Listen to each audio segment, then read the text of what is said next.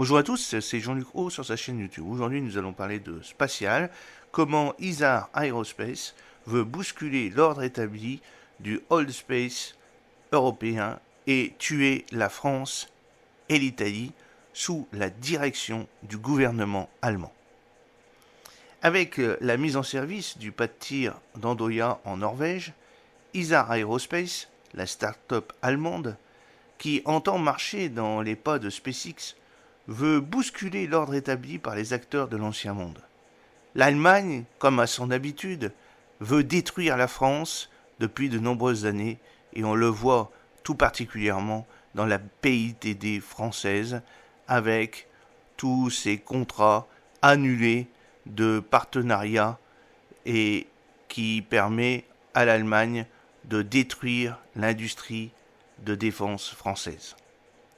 L'Allemagne va donc défendre à Séville ce nouveau modèle symbolisé par Isar Aerospace.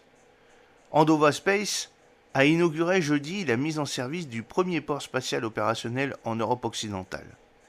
À quelques jours du sommet spatial européen de Séville, le 6 et le 7 novembre, la start-up allemande Isar Aerospace fait une démonstration de force sur le pas de tir européen norvégien d'Andoya, qui a été inauguré ce jeudi. Une démonstration de force qui va servir à illustrer l'arrivée d'un nouveau monde symbolisé par Isar Aerospace Spectrum versus l'ancien monde représenté par Ariane Group, Ariane 6 et Avio Vega C dans le domaine des lanceurs spatiaux. Hasard du calendrier ou pas, cette opération va grandement servir les intérêts de l'Allemagne, qui sera à Séville pour imposer, comme elle l'a fait au niveau de la BITD, à l'Europe, mais surtout à ses deux plus grands rivaux, la France et l'Italie, qu'elle souhaite écraser la notion de concurrence et donc de compétition dans le domaine de lanceurs, comme elle a commencé à le faire au niveau de la BITD et à détruire l'industrie militaire française.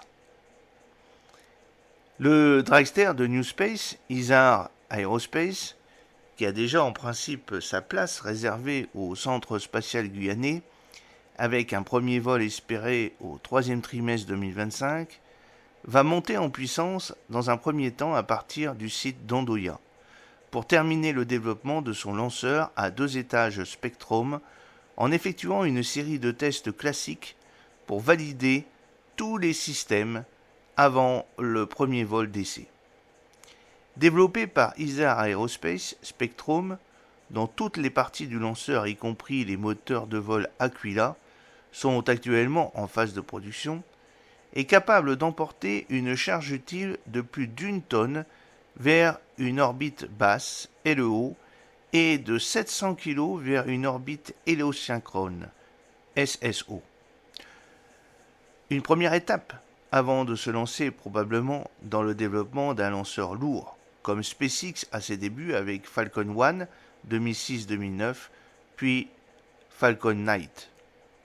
Championne des levées de fonds avec 310 millions d'euros depuis 2018, Isar Aerospace doit toutefois maintenant valider son parcours impressionnant avec ce premier vol qui initialement était attendu au 2e trimestre 2022.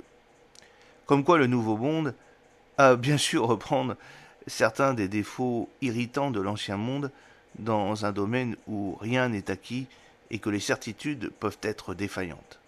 Mais faut-il rappeler que SpaceX d'Elon Musk n'a jamais été très à l'heure au début de son aventure? Aujourd'hui, qui lui en ferait le reproche? Si tous les essais de qualification de Spectrum se déroulent à partir de janvier de façon nominale, le mini-lanceur allemand, dont le premier exemplaire doit débarquer à Andoya en fin d'année, car Aerospace est attendu début mars pour son vol inaugural. Isar Aerospace propose la première solution de lancement européenne entièrement financée par le secteur privé pour répondre à la demande croissante de transport de satellites de petite et moyenne taille dans l'espace. La start-up rêve de marcher dans les pas de SpaceX En 2006, Elon Musk avait sidéré le Gotha du spatial en se présentant comme ceci. Salut à tous, je m'appelle Elon Musk, je suis le fondateur de SpaceX. Dans 5 ans, vous êtes tous morts. La start-up allemande, dirigée par son fondateur Daniel Mettler, a repris les mêmes méthodes.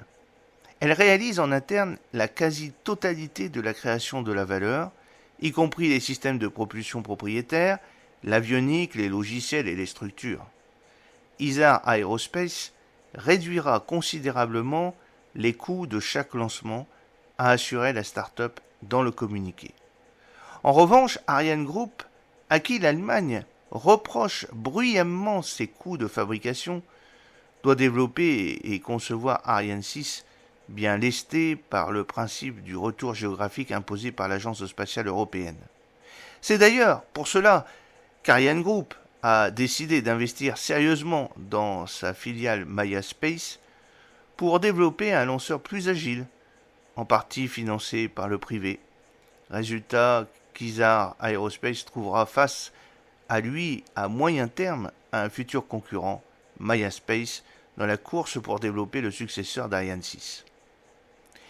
La mise en service du site de lancement d'Andoya Spaceport, situé à Nord-Mæland en Norvège, marque également une étape cruciale sur le chemin critique d'Isar Aerospace vers son premier vol de qualification. Cette étape équivaut à entrer dans les dernières étapes de notre chemin vers le premier vol, a souligné le PDG d'Isar Aerospace, David Missler, cité dans le communiqué commun publié par Andova Space et sa société. La start-up allemande est pour l'heure le seul opérateur à s'être installé à Andoya, l'île la plus au nord de la Norvège. L'ouverture du port spatial de l'île d'Andoya marque une étape importante pour la Norvège et l'industrie européenne du New Space, ainsi que notre partenariat avec Isar Aerospace. Cela nous permet d'effectuer les premiers lancements de satellites jamais réalisés depuis le sol européen depuis Andoya, a estimé le président du port spatial d'Andoya, Ingunn Berget. Andoya Space, qui a inauguré jeudi la mise en service du premier port spatial opérationnel en Europe occidentale, accueillera plusieurs rampes de lancement. Isar Aerospace a un accès exclusif au premier site de lancement construit selon ses spécifications. Rampe de lancement, installation d'intégration de charges utiles, centre de contrôle de mission. Compte tenu de son emplacement à l'extrême nord du littoral, le port spatial d'Andoya peut proposer des lancements favorables aux orbites héliosynchrones ainsi qu'aux orbites polaires, pour lesquelles le marché a une forte demande, car les sites de lancement pour ces orbites sont limités à l'échelle mondiale, estiment les deux sociétés. La course à l'espace en Europe a déjà commencé. Les coups bas de l'Allemagne continuent pour détruire l'industrie française. J'espère que cette petite vidéo vous a plu. N'oubliez pas de cliquer sur le pouce pour le promouvoir et de vous abonner si ce n'est pas encore fait, de partager cette vidéo sur vos réseaux sociaux. À très bientôt, fidèlement, Jean-Luc O.